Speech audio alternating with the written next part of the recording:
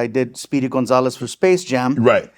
They wanted me to actually do my regular voice. They're like, well, we're trying to modernize Speedy. And I'm like, no. No. Keep it original. Speedy and old school. So then they're like, well, can you do Speedy? And then I'm like, come on, So then it was one of those, then I did it. Like, arriba, amigo, mira, órale, soy Speedy Gonzales, te pase más, no Mexico. And then they're like, oh, wow. And I'm like, yeah, cut the check.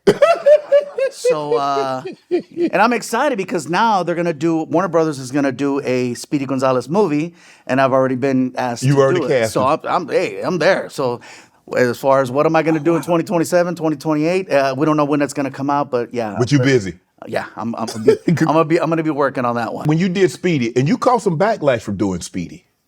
A little bit. But why? Yeah, exactly.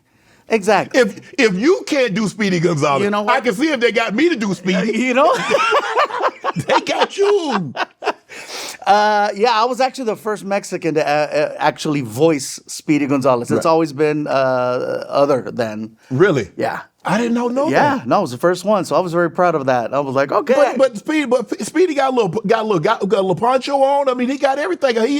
He's born and bred. Years ago, when they took him off the air, Mexicans actually protested. They were upset. They're like, "That's the only representation we have, and you took him away from us because someone else was offended, not us." Really? Yeah. Oh my goodness. You also you turned down Happy Feet. You had an opportunity. Oh, okay. Because that was a great cast, the great Robin Williams. I don't even know how you know that, but many years ago I auditioned for this film called Happy Feet, and I got the part. And I even had a part where there was singing involved. Right. It was a song from.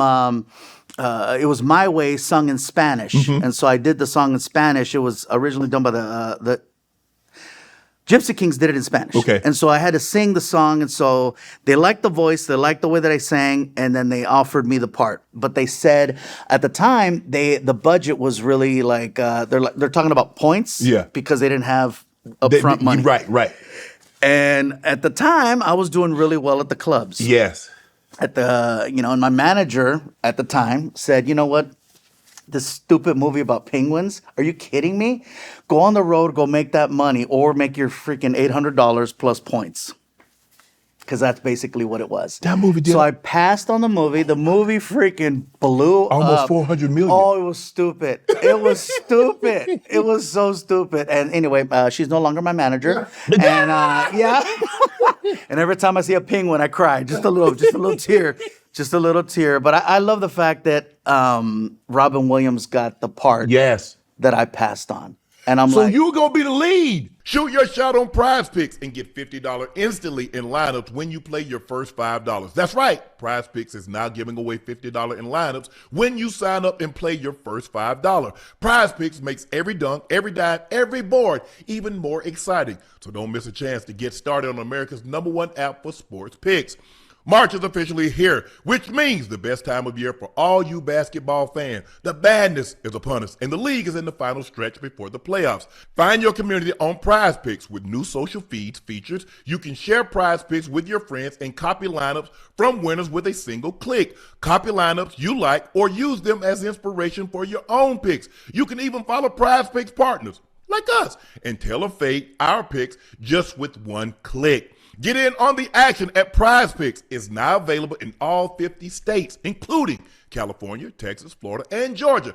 Prize Picks is simple to play. Just download the Prize Pick app today. Use code Shannon to get $50 in lineups after you play your first $5 lineup. That's code Shannon to get $50 in lineups after you play your first $5 lineup. Prize Picks.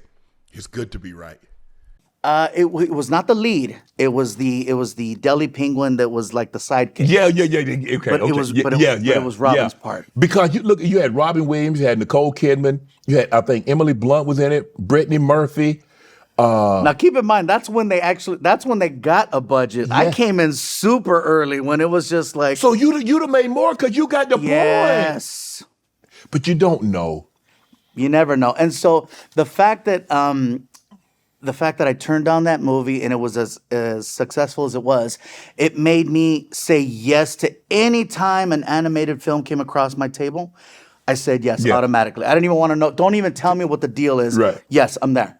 I'm there because, you know. The animations are always going to do well because the kids want to go, and guess what? The parents got to go. So now you got, instead of one person, you got 2, 3, 4, 5, 6 people coming to the movie. So animation always really does really, really well. So I made a mistake again in animation. I was in a movie called Planes. And in this movie, the lead was Dane Cook, and the second character, who was going to be like the mater in Cars, basically, like think of Cars. Okay, yeah. So the mater character, the sidekick, I was scared. That was me. Right. I was the mater character. I was the sidekick. And they said, all right, look, we need you to come and do a table read. All the characters are going to be there. They're going to do a table read for the executives. Well, I had a bunch of work on the road on the weekends. You know, I'm a comic on the weekends. Yes, so it's like, I gotta go do my that's your thing. business time. That's what pays the bills. And so they said, well, we'll have somebody fill in for you. Don't worry. Go do your thing. And then we'll see you when you get back. So the person they had fill in for me is another comic who's also a voice actor named Carlos Elizraqui. And this dude is he's a juggernaut with voices. Like Right. I'm good, but this dude's amazing. He came in and did such an awesome table read.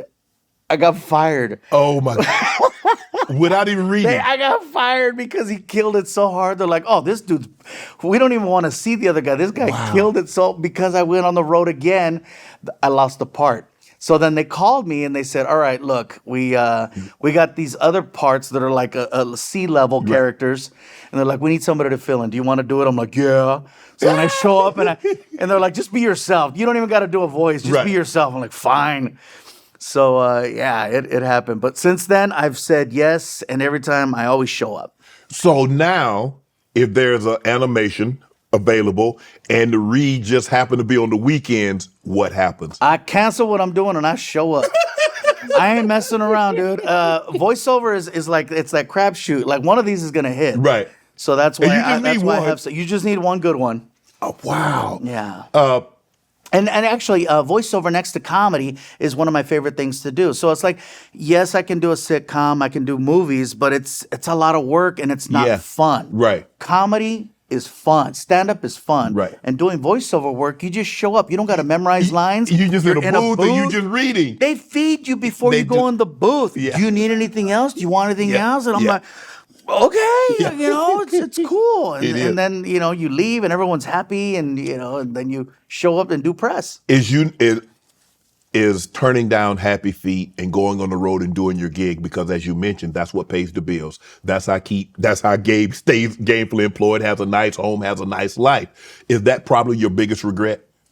As far as work goes, definitely, because I know that would have definitely changed my life early on. Right. But now all of a sudden you got millions in your pocket, Gabe. It changes the way you think. It changes the way you do things.